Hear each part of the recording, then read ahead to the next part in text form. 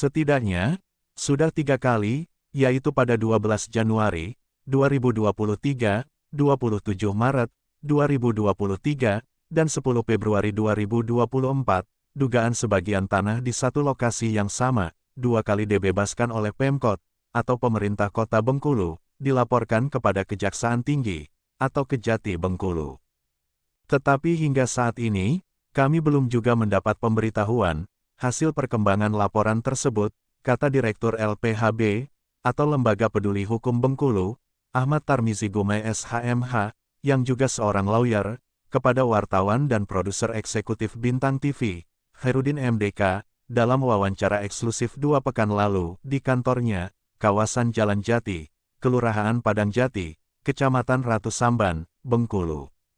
Menurut Tarmizi Gumai, dalam salah satu surat laporannya ke Kejati Bengkulu, menyebutkan, tanah seluas sekitar 8 hektar, di Kelurahan Bentiring Permai, Kecamatan Muara Bangkahulu, sudah dibebaskan oleh Pemkot Bengkulu, pada era Wali Kota Bengkulu, Khairul Amri. Ketika itu, tanah yang sudah menjadi aset Pemkot tersebut, karena dibebaskan dengan menggunakan dana APBD, atau uang daerah, atau uang negara, yang notabene uang rakyat, dikenal dengan sebutan, stan pameran Taman Anggrek.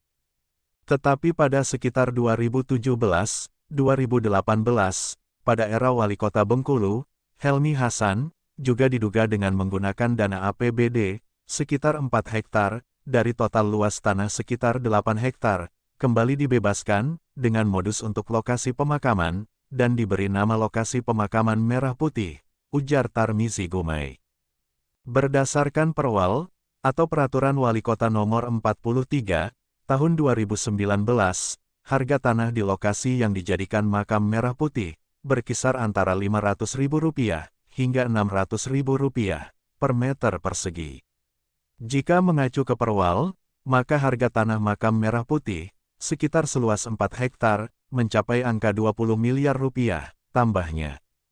Menjawab pertanyaan, atas nama siapa yang mengaku pemilik tanah seluas sekitar 4 hektar, saat dilakukan pembayaran ganti rugi, versi tahun 2017-2018.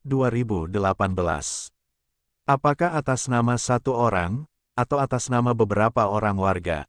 Sebab, jika benar tanah seluas sekitar 4 hektar, yang dibebaskan untuk lokasi pemakaman Merah Putih, adalah bagian dari tanah seluas 8 hektar, yang sudah dibebaskan sebelumnya, pada era Wali Kota Khairul Amri.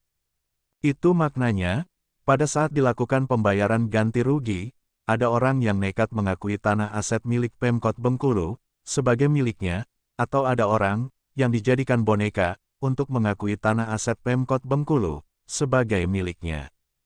Menurut Tarmizi Gumai, menjadi domain kewenangan penyidik Kejati, untuk melakukan penyelidikan, baik dengan meminta keterangan warga di lokasi tanah, maupun kepada lurah atau kepala desa, termasuk meminta dokumen pembayaran ganti rugi ke Pemkot Bengkulu. Terpisah, seorang warga yang mengaku memiliki kebun di tanah aset Pemkot Bengkulu, yang berbatasan dengan lokasi makam Merah Putih, di Kelurahan Bentiring Permai, Kecamatan Muara Bangkahulu, membenarkan, beberapa waktu lalu pernah ada jaksa menemui warga setempat.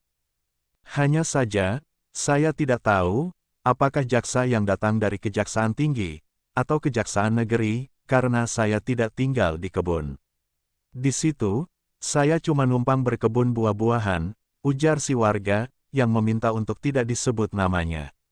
Dari Studio 1 Bintang TV Bengkulu, Anugrah Halilintar dan Bintang Arjuna Putra, serta juru kamera Marco Melandri melaporkan.